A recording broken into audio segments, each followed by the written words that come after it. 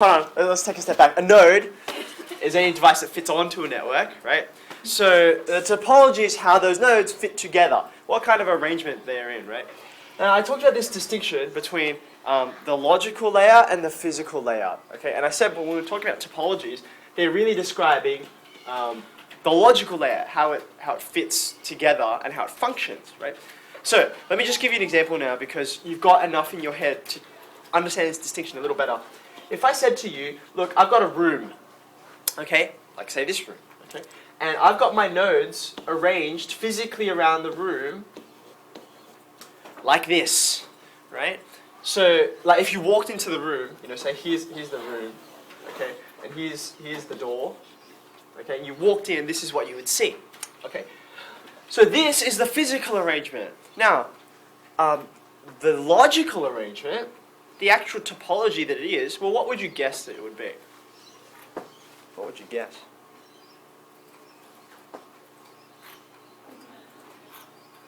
Ishak, what would you guess? A ring? A ring is not a bad guess to make if you had to guess, right? It does look like a ring. So physically that's what it looks like. But logically, well, it could be almost any of them, right? You don't know which ones are connected to which. So for instance, you might have this guy connected to this guy, and this one to this one, and this one to this one, and you might actually not have one network. Right? You might even have like a loner here who's not connected to anyone. So this would be a series of point-to-point networks, yes? Or alternatively, you could have an actual ring. Or you could have a double ring with wires going in both directions. Or you could have a bus. You could have some central medium that all of them have access to. Or again, there could be some other node that you didn't actually see when you walked in, like say the one on our ceiling at the moment, one in the middle, and they're all connected to that, which would make this what kind of topology? A star, right? Okay, so my diagram is a mess now, but hopefully you're getting across the idea, I'm getting across the idea that physical arrangement, right, versus logical arrangement, they're very different things. And usually the important thing is logical. How do these things function together? Okay, now, yesterday a couple of you asked me, well, okay, if this is what the 6 main kinds of network topologies are, which one are we using? Like, which one's happening in the school? Or which one do I have at home? What does it actually look like in real life? Okay, and the short answer is, none of them.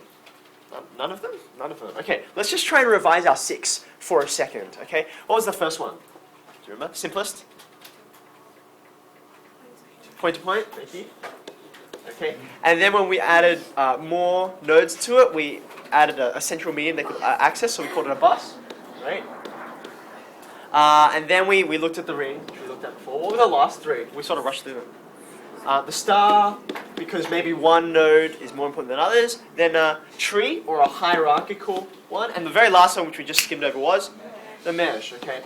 Now, when you have a think about these, almost every network in real life, and especially, you know, of an organization with several hundred people in it, like a school, is not as simple as any of these, right? Even though it goes up in complexity. For instance, in our school, physically speaking, because there's lots of separation between locations of rooms and that kind of thing, okay, you've got the library,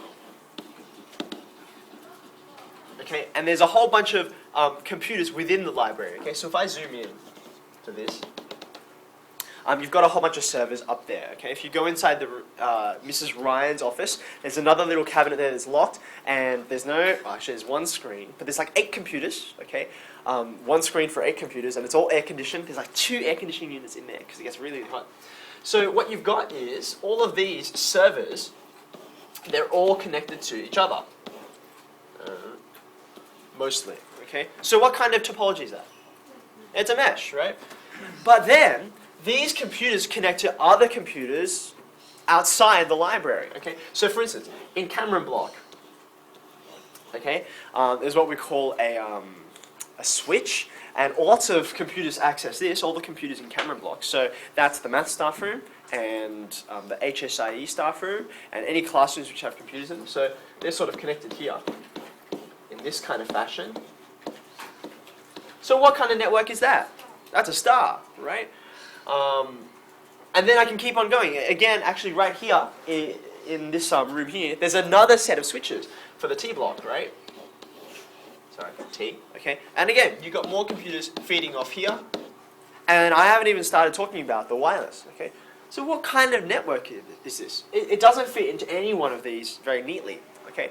What it is a variety of these connected together. So what we would call all of this is a hybrid. Okay, a hybrid network. Now these two ideas, that something's logical arrangement, how it functions, versus its physical arrangement, and this idea that many different kinds of networks can be connected together is very, very important. Okay, let me give you an example. What is this? Let me turn off the light so you can see it a little clearer. What is this? Now I'll admit, it's pretty old-fashioned. You've probably never seen one before in real life. I've seen one in a museum. This thing has a name. What's it called? What is this thing? This is called a switchboard. Switchboard. Okay, so what would happen is, in the old days, your phone, right? You wouldn't necessarily know, oh, you've got a phone number, I've got a phone number. If I want to get to you, I'll just dial your number, right? You would pick up the phone, and someone would pick up on the other end, and they would say, operator, right? Now, an operator is one of these people, okay? They're sitting here at this desk with, I know it's hard to see, I'm going to show you a closer one in a second. With all of these ports, you can see wires that are coming out of it, okay? Now, you'd say to the operator, I'd like to speak to, and then you'd tell them. And they would do this. They would arrange wires on this switchboard, right, to connect you to the person you want to speak to, okay? So what's going on here? How would we describe this in network terms?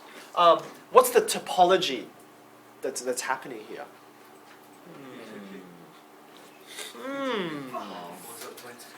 Yeah, what is it? What is it? Well, it depends on how you think about it, right? It depends on whether you're thinking logically or physically. Logically or physically. So I think logically. How is it functioning? And when you're having a phone call, today it works much the same way as it worked then, at least the experience, right? There's you, the source of information, and there's the person you're talking to, the destination. How many things are in between you when you're talking to each other? Logically, there's no one in between you, right? It's not Chinese whispers. You speak and the other person hears directly, right? What's happening is your signal is going straight along that wire to the other person, okay? So logically, what we perceive is a point-to-point topology, okay? Point-to-point. It's very simple, right? There's no one else involved in here. But physically, what's actually going on?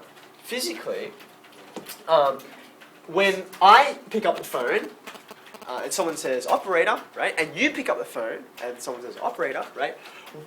We're all, our normal plebs with phones at home, we're all connected to this thing, right? Which is some central location, right? Where there are several little, incoming connections. So what kind of topology has a central location that everyone's plugged into? It's a star, right? So physically speaking, it's actually closer to a star arrangement. Right? So you've got both of these happening at the same time. So it's tricky to keep into your head. Okay. Does anyone have any questions about that? Is that okay? Good, right?